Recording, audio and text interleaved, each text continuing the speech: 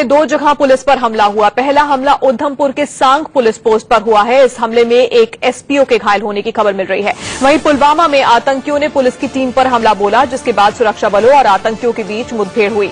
इस मुठभेड़ में सुरक्षा बलों ने 3 आतंकियों को मार गिराया है।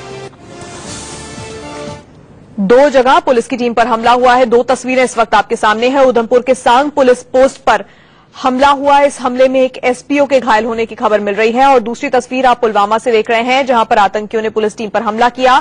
सुरक्षा बलों और आतंकियों के बीच मुठभेड़ हुई और इस मुठभेड़ में सुरक्षा बलों ने 3 आतंकियों को मार गिराया है।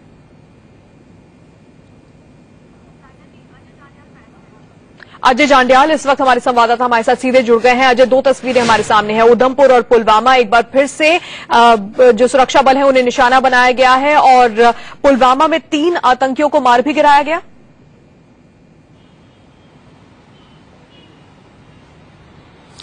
जी तान्या, बिल्कुल 3 आतंकियों को सुरक्षा बलों ने कल की मुठभेड़ में जो है मार गिराया गया है। एक आतंकी की बॉडी को जो है वहां से निकाल लिया गया है।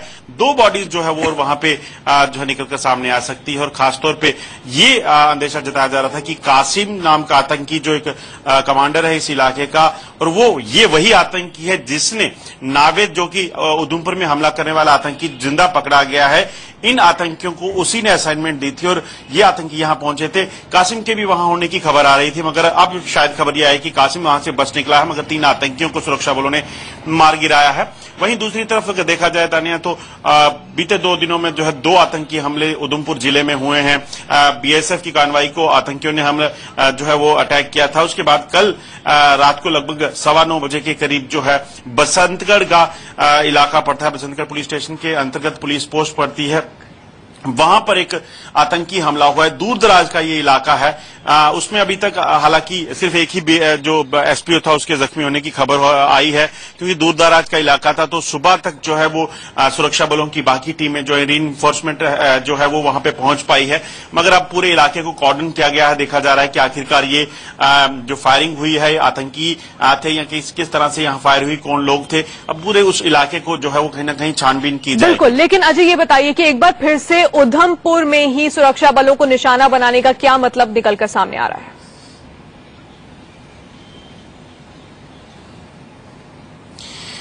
देखिए, आपने सही कहा चित्रा। उधमपुर की अगर बात की जाए तो बीते कुछ सालों में उधमपुर जो है बड़ा पीसफुल माना जा रहा था। यहां पर किसी तरह की जो मिलिटेंट एक्टिविटी है वो नहीं देखी गई थी। इसे जो है क्लियर एरिया बोला जाता था, शांत एरिया बोला जाता था। मगर बीएसएफ की कार्रवाई पे हमला होना, उसके बाद ये कल रात को जो हुआ है, ये 2 हमले जो है उसके बाद देखा जा रहा है कहीं ना कहीं आतंकियों की पैंठ कहीं ना कहीं उधमपुर जिले में एक बार फिर से बढ़ गई है। सुरक्षा बल जो इस इलाके को पीसफुल मानते थे और कहा जाता था कि मिलिटेंसी फ्री इलाका है, अब ऐसा नहीं है। हाईवे पे कॉन्वॉय को अटैक किया गया है, दूर दराज के इलाके को पुलिस पोस्ट पे अटैक किया गया है। अब एक नई रणनीति जो है सुरक्षा बलों की तरफ से बनाई जा रही है। कहीं ना कहीं देखा जाएगा कि जो ओवरग्राउंड वर्कर थे, जो इस इलाके में पहले एक्टिव हुआ करते थे, या कुछ सरेंडर मिलिटेंट जो ऐसे लोग थे, क्योंकि अगर बसंतगढ़ की बात की जाए तो एक समय में बसंतगढ़ एक मिलिटेंसी का हब रहा हुआ है। दूर दराज का इलाका था, इस वजह से वहां पे मिलिटेंट सर्वाइव कर जाते थे, मगर आज सेना की सुरक्षा बलों की वहां पे प्रेजेंस है।